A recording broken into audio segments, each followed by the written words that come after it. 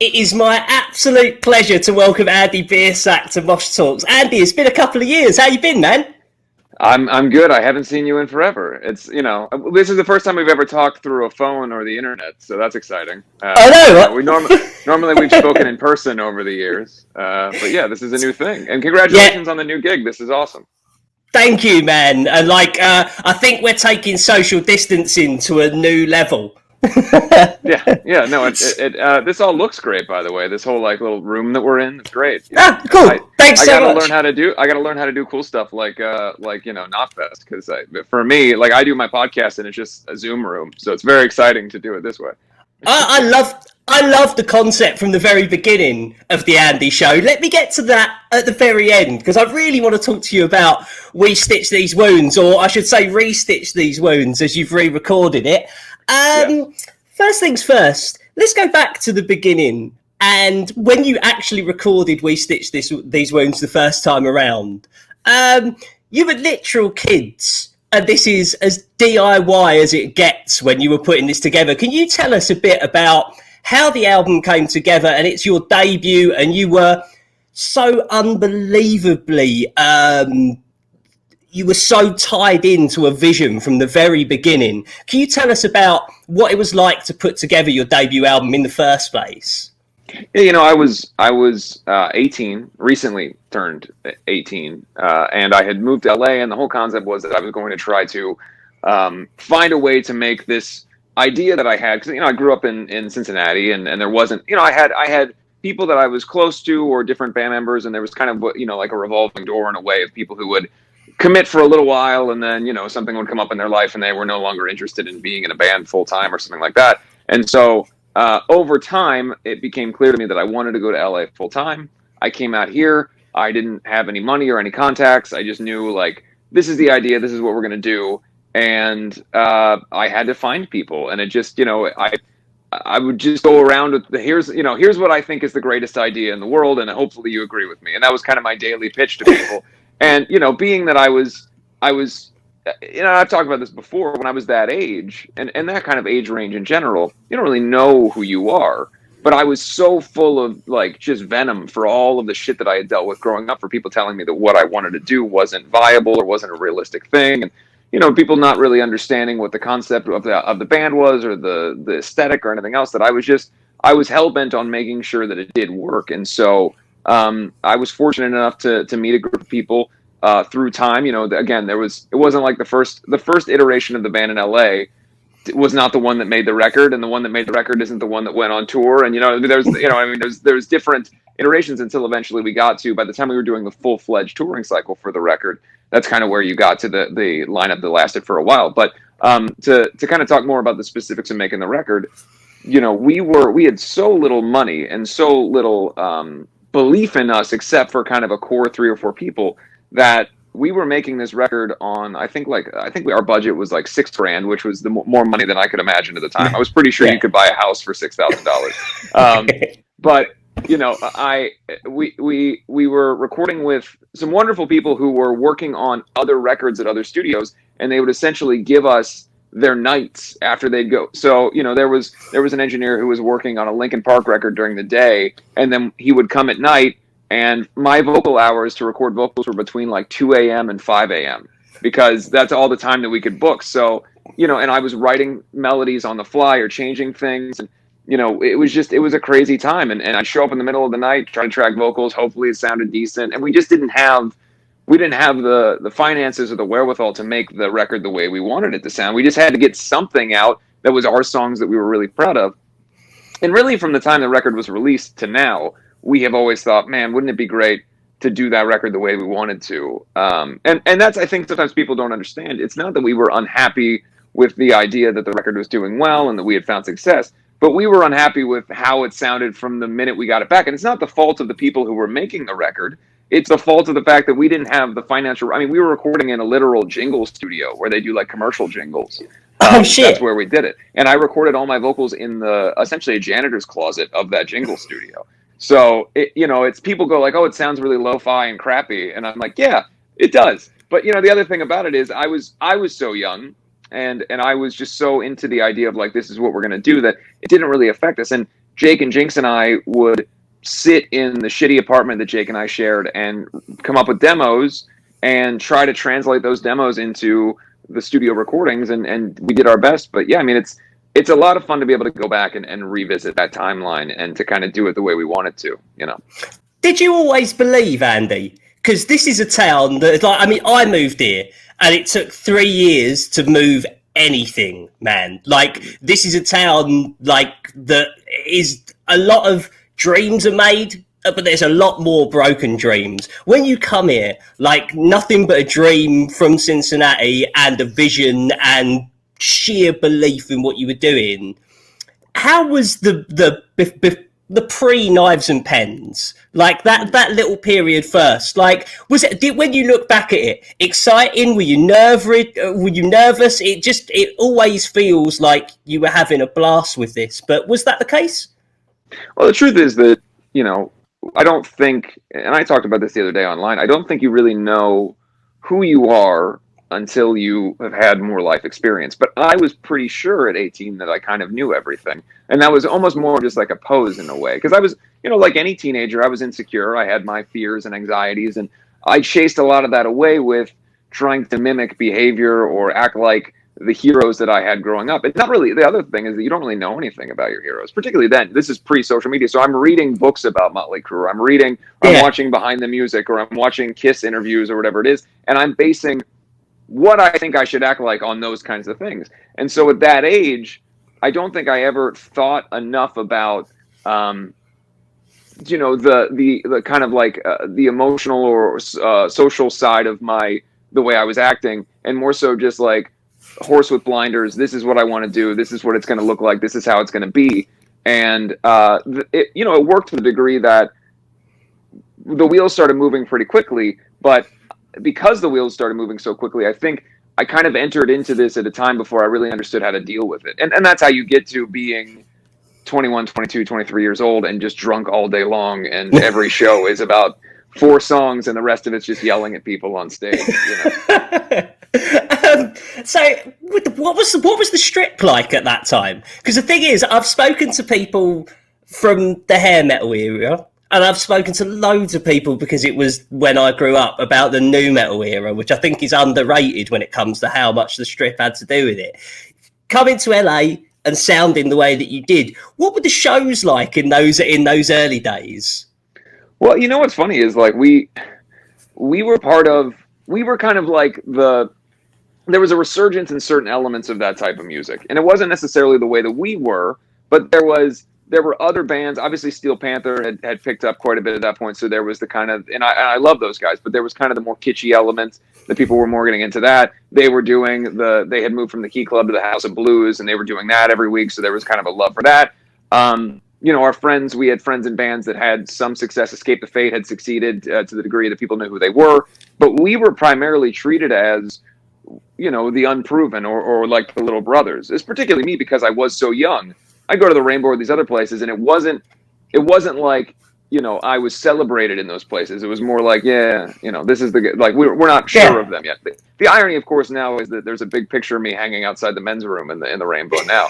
But but you know, at the time, that we were not accepted by the LA community the way that I think historically, you know, people are looking back now and think of like different bands in different times. People in LA now oftentimes associate us with that era, like we came up there. The truth of the matter is, we couldn't get arrested in Hollywood. You know, we could not get a show booked in Hollywood. We had to play in our Tony Alva's skate shop's parking lot was our first LA show, because we were able to get that going. Like, we had to make a stage in a parking lot to get a show.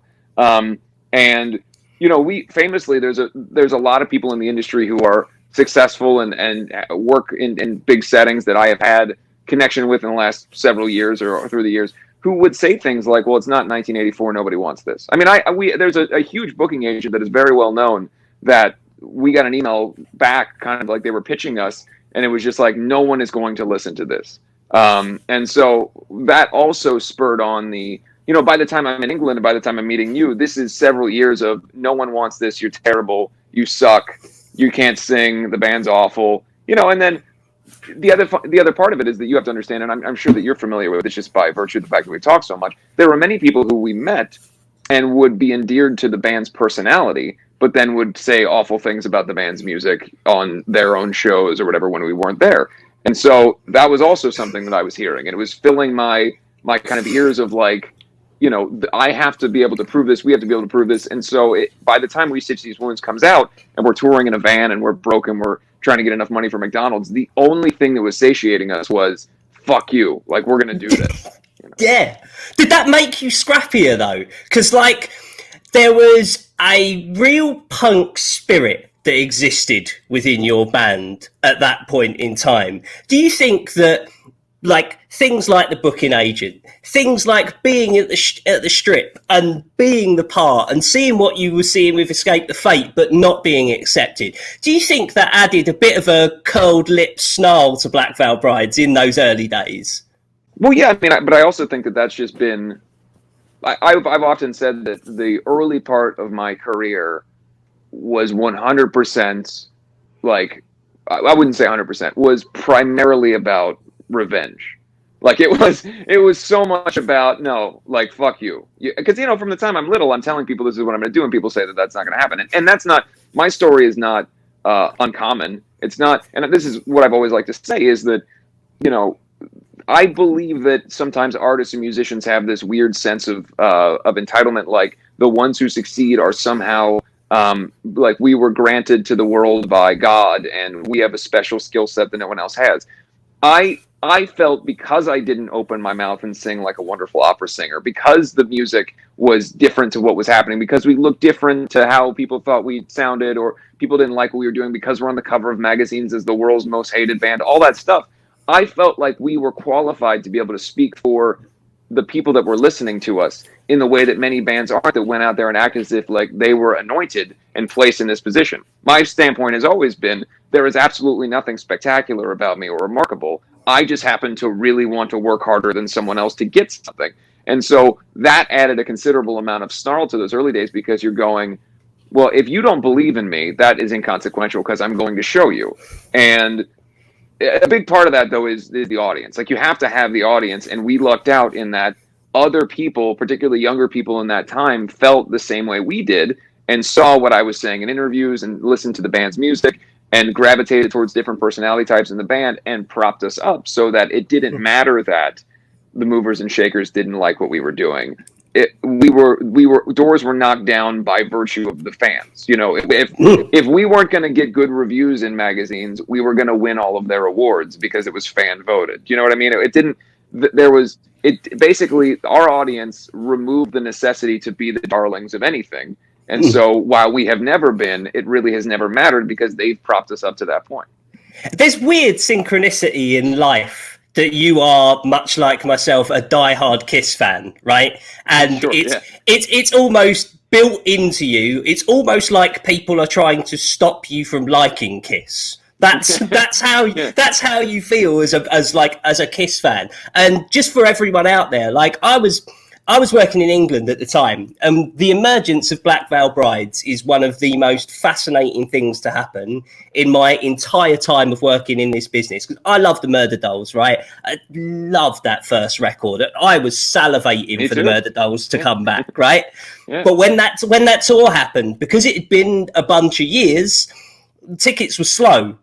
And then Black Veil Brides were added to it, and it sold out everywhere, and then you were on the cover of Kerrang! It was like, I keep my ear to the ground, and I had never even heard of Black Veil Brides, and then bam, there it was. Did you feel, when did that fuck you stop? Because I can relate to that. Like, I think when you come from somewhere that isn't glamorous and all the rest of it, I think that fuck you is ingrained in you. Has that fuck you ever died off? No, it's just changed. Now it's about, I want to work harder than the person next to me. And I want to show people now that it's possible to not act like a big prick and still be a rock star. I want to be able to show that the personality of what I really am, the guy who sits in a room surrounded by nerd memorabilia and, doesn't drink and doesn't, smoke cigarettes anymore, all the things that were part of my aesthetic, I can still very much be that person, because I am still angry as hell about the world or things just inherently. I'm grumpy and I want things to be different and but I try not to be such a prick all the time, and that's a big part of it. So I think that the fuck you's still there, but I can remember the moment where it started to become a caricature of itself, which is it was probably the second headline tour we'd ever done in the UK. And the band was growing and growing and growing. And we were playing in Newcastle, and the whole crowd is happy that we're there. But I was so used to at the time, we were coming off of opening for Avenged Sevenfold, we're coming off of opening for Motley Crue, where 60% of the audience every night was just there to throw beer cans at us because they had heard that everybody hates us. Not even listen to what we were doing, just immediately as soon as the first note hits, they know this guy's going to make a big scene if I throw something at him. Let's do this. And that had been what we were. So we go to England and we do the first headline tour of this run. And we're in Newcastle, and I'm just storming around the stage, and I'm pissed off, and I'm looking for a fight. And I look to the stage left, and our longtime tour manager John is standing over there, and he's just laughing at me. And I'm what? And he goes that everyone here is happy that you're here. You don't need to look around to pick a fight. Like, no one is flipping you off. No one's throwing anything at you like that. And it resonated with me, the idea that I had spent so long looking to be the guy who was causing problems or to defend myself, that I was not enjoying the moments that were positive. And that's, I would say, if there's one regret, and I try not to live with a lot of regrets in terms of career stuff because you make different decisions, but the one, slight regret that I do have is I spent so much time in my late teens and early 20s mad instead of enjoying the things that we had. Looking back, it's funny, and people laugh at me inviting the entire main stage crowd to bottle us at Download in 2012. But I also don't remember a lot of that show because, again, I was drinking a lot and I was more focused on the anger instead of looking out at this huge crowd and enjoying that moment. So I'm trying now to still have that fuck you in me, but also enjoy the moments that are positive. Highly relatable, man. I've got to ask about the decision to re-record this record. When listening to the original version this weekend, it's not that the songs are lacking; it's that it needs more muscle. Like this is here. Like I'm a sucker for Anthrax did the greater of two evils, that is John Bush recording the Joey Belladonna stuff. So sometimes a modern production really does befit it, but when you've recorded it for $6,000, is that the primary thinking behind it? Is that these songs deserve more? This started in 2013. We knew immediately when we got the record done. There's two records that, and I don't want to talk shit about it, but there's two records in our career that I remember listening to it. One was listening to the record done in the car, and then the other one was hearing the first single on the radio and going like, oh, this is very small and crappy. But it's already too late. So we already knew right away. And then by the time that we had made Set the World on Fire, and then when we made Wretched and Divine, and the band was really cooking, and we knew sonically where we wanted to go, and Jake and I started having conversations then, because Jake had already gotten really heavily into production at that point, because he was already recording the guitar parts for the band on Wretched and Divine. A lot of people don't necessarily know that while Feldman produced it, Jake did do production and recorded all the guitar parts for that, as well as Jinx doing all the string parts, so that the band was already getting into producing our own music to a certain degree at that point. So we had gone to the label who basically owned the rights to that record. We were only with that label for a very short period of time. We had joined Universal really prior to the end of the first record's tour cycle. So we approached them and said, we'd like to re-record this. We'll release it on your label. We're going to get the go-ahead from Universal, and it's going to be all good. They didn't want to do that because they thought it would eat into profits of the original recording. And so, or at least that's what I was told through the grapevine. Sometimes it's complicated because I never spoke to the owner of that label about it. It was more just like lawyer. Here's what we want to do. So we just decided to wait, and there's a statute of limitations on those things of when you can actually re-record your material. And we waited for that to happen. And then around 2018, it became clear that that's what we were going to do. And, that was also a very tumultuous time in the band. And Veil had been set up in a way to kind of almost be a chapter closing on a certain era of the band, and we thought maybe this would be a way to re-record it and then figure out whether we were going to even move forward as a band, because we were fairly unhappy with certain situations that were happening, and so we didn't know what we were going to do. I had been doing Andy Black for a number of years, and we talked about maybe doing this re-record, and then kind of that would be it. And then ultimately there were some changes made in the band. Everything got reinvigorated. We got so excited to do not only this, but in the process of re-recording this, we wrote 2 new songs just while doing it. We wrote the songs that ended up being The Night and released those, and then we worked on this, and it just became like, wow, this is really exciting. And now listening back, we were listening in the car yesterday, my wife and I were, and it's just so much fun to hear songs like Carolyn and these other songs that on that record we could hear in our minds where it should go, but we just didn't have the resources. And frankly,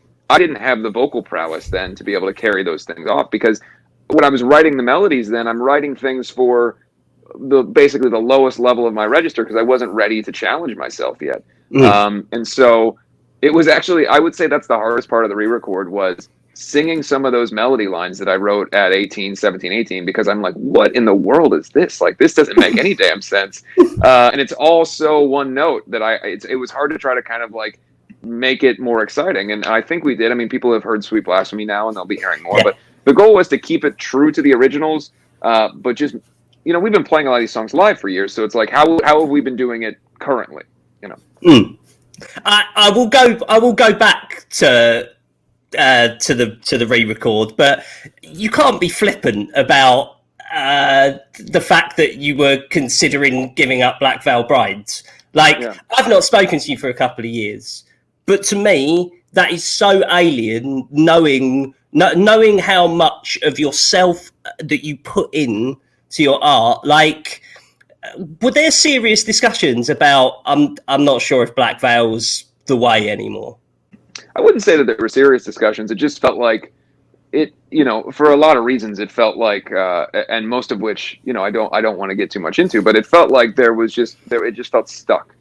And things were not fun anymore. There was 2 separate buses, and I mean, for instance, during the Resurrection tour, I literally would only see the band on stage. And then I would, because there were certain parts of what was happening that I wasn't pleased and wasn't happy. And over time, it became important to me to go like, well, I don't want this just to fade out. So we did Veil under the guidelines that this is going to be, we're going to close the chapter on the storyline that we had started with Wretched and Divine, but also we're going to take the time to write a story that maybe could be a completion, and so it was never discussed. It was never like, oh, this is going to be the end of the band. It was more so just a feeling. Like, I think that we had shared, and there was never discussions about it, or what are we going to do next. There was never a like, oh, this is the end of it. It was more so just that there wasn't the spark. I talk about it in the last song on Veil. The fire had faded away. There wasn't the connection of the members wasn't there. There was something in our kind of in the world that we were existing in that didn't feel right anymore. And so unless we could change that, and unless we could find a way to get out of that feeling that we had, and with that situation that we were in, it didn't seem like we could move forward. And so the re-record then moved from a fun thing to maybe it's the snake eating its tail kind of thing. Maybe we start maybe we finish where we started. And again, these weren't conversations that were had directly, but ultimately I went and did a handful of solo tours. And the primary reason for me doing a lot of the solo things was, yes, because I wanted to make different types of music, but also because there was something within the band that I was unhappy with, and I wanted to be able to expand my life and to tour without being kind of unhappy. And similarly for Jake and his solo projects, and Jinx working on film scores, and Cece working on different things like that, there was the feeling of let's just figure out if we still love making music like this, and then get back together. And so prior to the last solo tour that I did, which now is quite a long time ago since no one tours anymore, but we got together and had lunch and just said, look, let's try to make these changes, and if we can, and let's not give up on this. And then we started recording, and we just, it sounds like hyperbolic, but we just fell in love again. That's the truth. As brothers, as friends, there has never been this level. I would say, because people say, oh, it feels like the old days. This is better than it's ever been. It's Jake and I used to live together, and we didn't have this close of a friendship. Now I'm texting these guys all day long. We're sending each other gifts and funny things. We're hanging out on a consistent basis. We're, obviously now we can't really as often go over to each other's homes as we like. But prior to that, we were, everybody was coming over to the house to watch football on Sundays. And there's a connection within the band that we haven't had. And obviously a big part of it is, and I know this is a really long answer, but a big part of it comes down to Lonnie Eagleton, who's the bass player in the band. I had hired Lonnie basically sight unseen, based on the fact that I was behind on hiring a band for the Ghost of Ohio tour, and at the 11th hour my appendix ruptures and I end up in the hospital for a couple days, and we're supposed to start rehearsals like within a day of that, so I have to pull the trigger on somebody.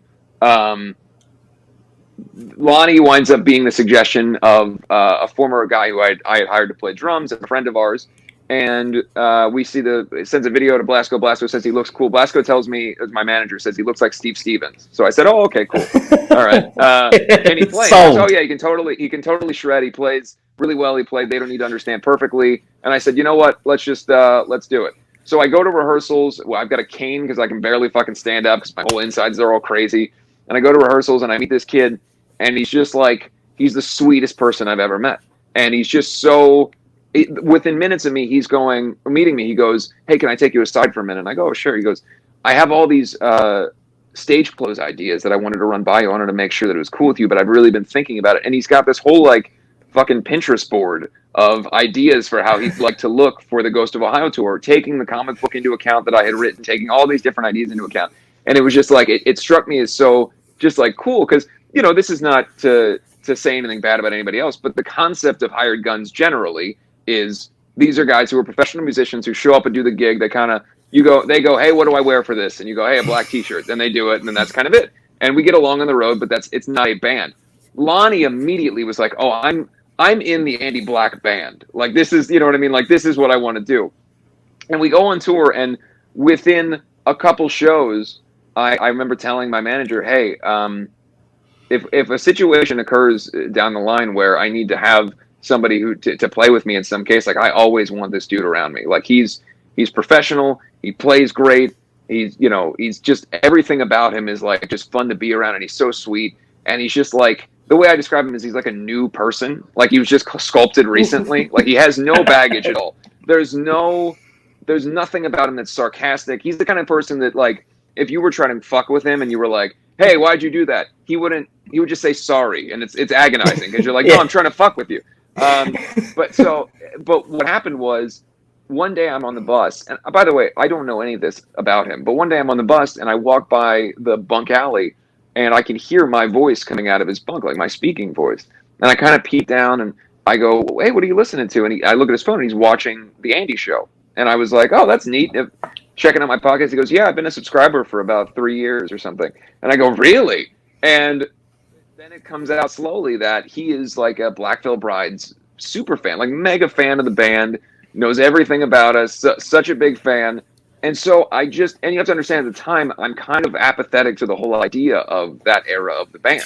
Right. And so I start sitting with him and talking to him about, well, what is it about this band that you love so much? What is it about this band that inspired you so much? Not to try to like satiate my ego, but to find out from someone who's roughly the same age as me, what inspired you about us? Why, and what did you see? And I find out, basically, I start hearing about the impact that we had in ways that I didn't know.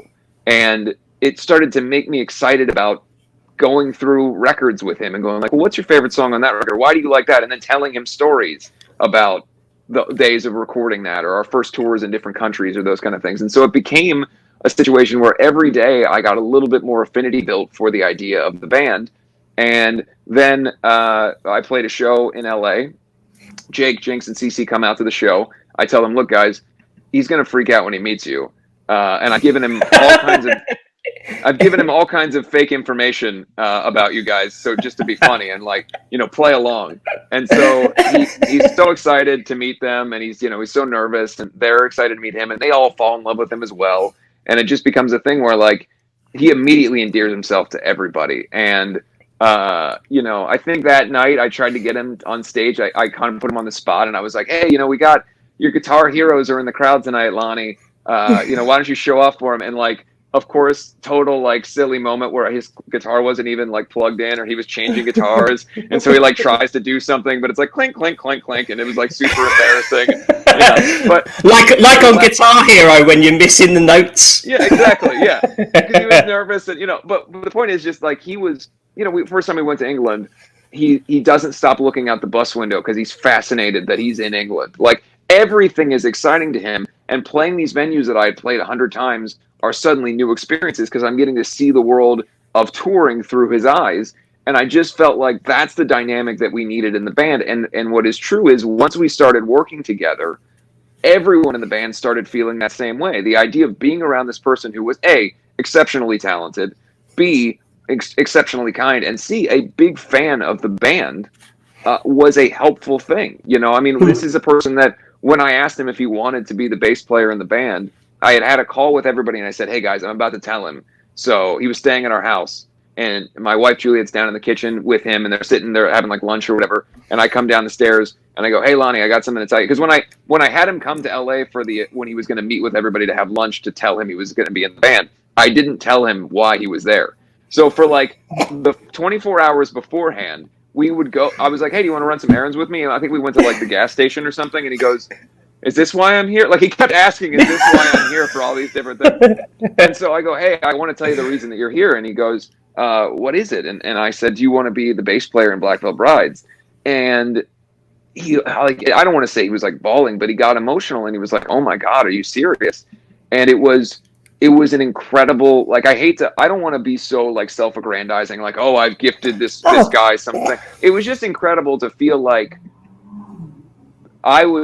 for so many times in my life, I felt like my instincts were right. And I feel like this was a time where I could humble myself to know that I was wrong and that the band did have a significant impact for the right reasons. And that this is a person who is such a kind and wonderful person. We've influenced him. And then he goes to me, he goes, hey, I never wanted to tell you this because I thought it would make you like think less of me or that I was like too much of a super fan. But he shows me like on the backside of his arm or like somewhere where I couldn't really tell, he's got all the lyrics to In the End tattooed on his arm. And I was like, oh my God, that's amazing. So it's just like every day has just been, you know, the first photo shoot was like the movie Rockstar where he wouldn't stop smiling and we were, you know, trying to get him not to smile. The first video shoot, he's just like looking around smiling. We played the first show in Mexico City and it was like, it was the most joyous situation ever. You look over on the stage and you see this guy who's just beaming, looking at thousands of people.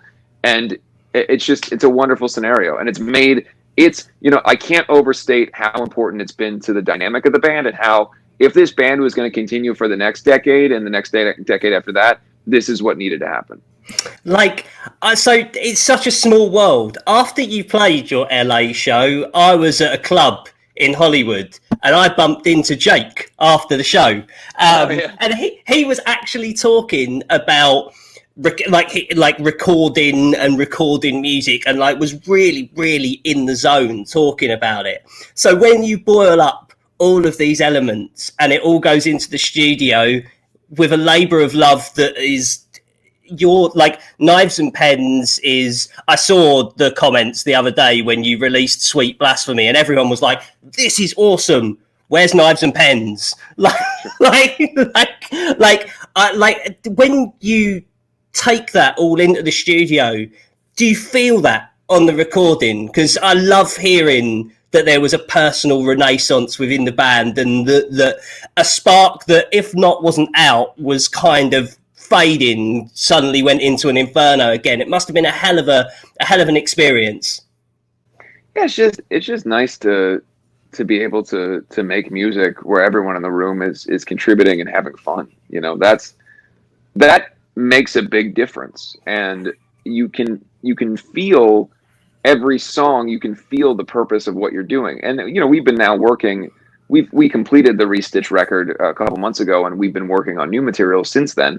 And all of it, there's just this feeling of like, this is fun again. This is exciting. This is a fun time to be doing this. And for me to be able to be, you know, in the final year of my 20s and to be able to kind of start over again, it's a really exciting thing, you know, like, and it feels like it should. And I would say that doing songs like Knives and Pens or Perfect Weapon and these things, doing them in this context made them feel like new songs. It made it feel like it was almost like we knew that we were recording old songs, and I wanted to be vocally true to the previous material, but it also felt like the energy from doing Saints of the Blood and The Vengeance and those other songs at the same time, it felt like it was all part of a new record that we were making. You know what I mean? Yeah, I can see that. And one of the biggest things when you tell me this story, and if it does feel like a kind of line in the sand on the first era, the first chapter of Black Veil Brides, have you started writing music for what's next? Because 2 years since Veil now, right? Yeah, I mean we've got 6 songs done and about 15 other ideas. Maybe 2 of those songs are mixed and you know what we would consider like a song, but it's a concept record that is to me as big in scope as we've ever done. I started it with kind of the way that Wretched and Divine started, where it was just the story came first, but this time around I wanted to have as much and as dense amount of material as possible heading into the writing process. So I did a lot of illustrations. I did a lot of character design. I did a lot of costume design. I did a lot of descriptions. I did a lot of research into the different timelines that I'm trying to build up within this story. And so I've got like the Bible of that story that I carry around to the studio. If we go to different places to try to, go to the label or wherever else to have meetings, I'm carrying around this leather-bound notebook that has pages of drawings and stories and everything else. And that to me is also something that hasn't been since 2012 when we did Wretched and Divine. There's been that level of like, here's the idea, this is what we're doing, and let's build off of this. And that's also helped quite a bit because for me, like there was kind of this realization for me that when we did Wretched and Divine, it felt like this was the way that I was meant to write songs. Like in ways that We Stitch These Wounds works because it's the on a lyrical level, it's the thoughts of an 18-year-old, right? Set the World on Fire, to me, maybe half of it works. The rest of it is a lot of like a 19, 20-year-old's conjecture of the way the world is. And then by the time we do Wretched and Divine, I'm applying the thoughts of my life and the experiences I have to a narrative story that I can build out and create, in my mind, allegorical tales, as opposed to at 20 years old trying to tell everybody how I see the world. You know what I mean? And so when we did the Bob Rock record, I kind of shifted back to writing more personal stories, and then a lot of Veil is about just goodbyes in general and trying to get out of situations that you don't want to be in. And now there's just so much that's happened in our world and in our life. It feels like it's a good time to take these stories and put them into this kind of allegory and this big story, broad story that we can try to build out and do comic books and feature and everything we want to do with it. I'm always excited when you've got other things building around the art itself as well. 2 final questions then.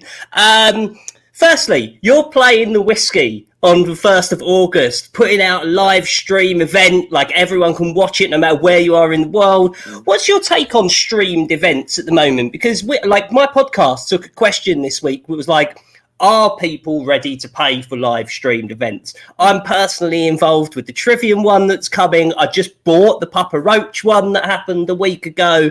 Like, What is your take on where the world is at the moment with regards to live shows? I know it's a mad point in human history to be asking, sure. But is it just a case of, look, this is an event. We've got, this is the year that this record is 10. We've got to do something. Yeah, I mean, well, the original plan was to do a handful of club shows at the venues that we played on this tour, and to do like 3 or 4 nights in some cases in different places that in these really small clubs, no production. We wanted to recreate the merchandise from that tour. That was the whole plan, and we were going to do it as a surprise. We weren't going to announce it huge in advance. We were going to do it, announce it kind of around the time, and do a couple on the West Coast, try to head around and do that. That was our plan for how we were going to roll this out. Obviously, that couldn't happen. We found that out very early on. So we said, well, what's the one that we can do from this tour? And we ended this tour at the Whiskey. That was how the tour ended.